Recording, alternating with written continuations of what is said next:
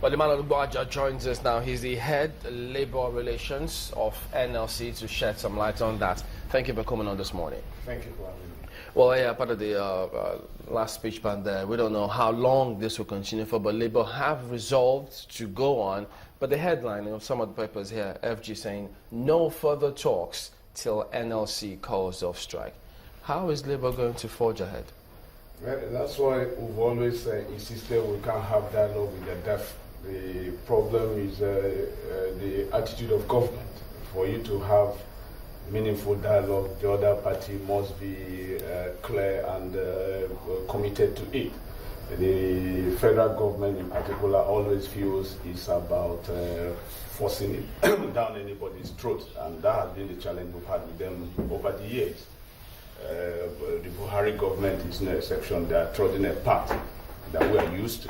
It's a thoroughly weather-beaten part of feeling once you are in government, you can now play God. But clearly, this is a democracy, and people must dialogue. So, talking in conclusive terms like that will not help anybody.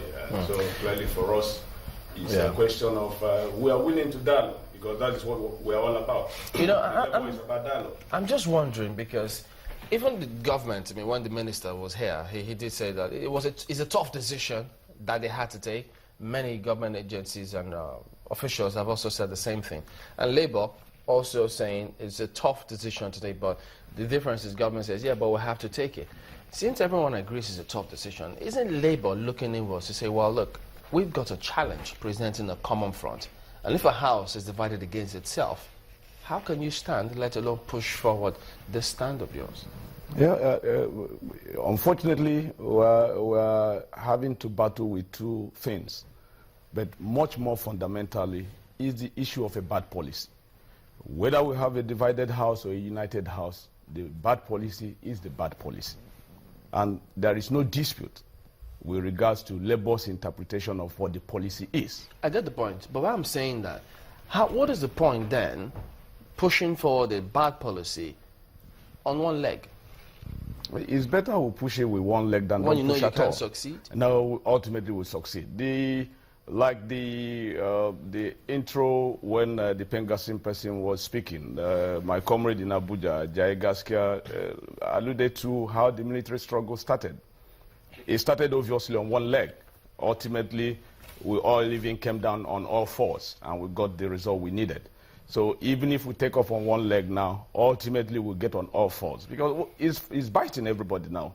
I had my brother from Pengasin talk, and his talk was consistent. It's the government that tries to play pranks. Right from Comrade Kokori, there has been no dispute as to what the oil industry sector position is. Get us more refineries. Get the refineries working. Get infrastructure working, and get people decently paid. That hasn't changed. What has changed is government's pretense at what the position has been. He never said in his interpretation now that government has done any of those. And that is our problem. Our problem is getting government to do what is right. We are not against more refineries. It will be stupid to be against more refineries. And that we are not stupid. We are not against creating more jobs. Ordinary enlightened self-interest means more jobs, more members. We can't be against that. We are not stupid.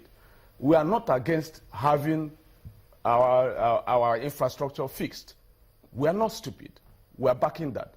But when you have a president of a country who looks us in the face and says, even as military head of state, they gave me a template which I rejected.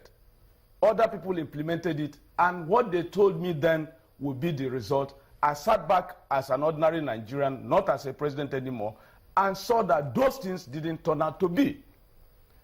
And therefore, I'm not going to go that line. And we held him, only for him to wake up, go and hide in London, and someone acting for him tells us we will do what the president says, the results have not yielded fruit. We will protest. We will resist it. That is the plain truth. Mr. Gbaja, you said something about government consistently feeling like they can push things down to the throat of the people. Yeah. Has Labour changed its tactics in terms of approach or engaging government? Yeah, the pain is each time we try to be ultra reasonable, the government goes deeper into callousness. Is it not possible that that's... We have what they pretend is a different step. We have written to government. We have held our own discussions on the way forward. We have given that template to government. Government never invited us to interrogate what we have proposed. They never invited us to discuss what we have. Rather, the Vice President of the Federal Republic of Nigeria will engage in deceit. You call people to your office. My brother, please, let's get it straight. You call people to your office, one person. You invite the NLC, one person. Keep him in your office and reel out your decision. And then you go back as if you don't know the definition of dialogue. You don't know the definition of consultation. And you push out to Nigerian people that you have consulted Labour. That is deceit. We can't trust people that are deceitful. That is the burden we have. Please, I just want to advise that you temper your language. Okay. But the thing is, when I ask the question, has Labour changed its tactics in approaching government, in engaging government? What tactics? In terms of, you've written to government. Yes. Have you let Nigerians know? Because Labour will say we're fighting for the good of Nigerians. Yes. Have you consistent, anytime you engage government, let Nigerians know that this is what we're doing, to let government know that the situation is biting on this side or that side? It's what I have put to you. When we held our discussions on the so-called petroleum subsidy, your station was there, the media were there. We held this not in any secret coven. We held it in public glare. We had a renowned Nigerian petroleum professor that has done his bit in Nigeria and is now doing his bit in Texas come and educate us. We took the products of our discussions, our deliberations. They were public knowledge. We didn't hide them. We held it in the open. And we made that, the press had it. We took it to government. Nobody has challenged the findings. Nobody from government has contradicted the findings. What we have is, we don't have forex. A set of government officials came to us and said, no more subsidy. Fuel will now sell at 86, so we are not paying any subsidy anymore. Fuel is selling at 86. 5 months down the lane, you suddenly say you have wasted some billions on subsidy. You can't keep confusing us. Let's get your understanding. If you have not spent money on subsidy in November, you didn't spend in December, you didn't spend in January, how come suddenly in May, fuel becomes 145 from 86? What does Labour think this is? Price modulation or removal of subsidy or food deregulation? That is the problem when people want to be deceitful. You keep using different languages. What we see, no matter the terminology you use, what the ordinary person sees is hike in price. Simple. And not fuel deregulation? Tomorrow they will tell you they've not deregulated.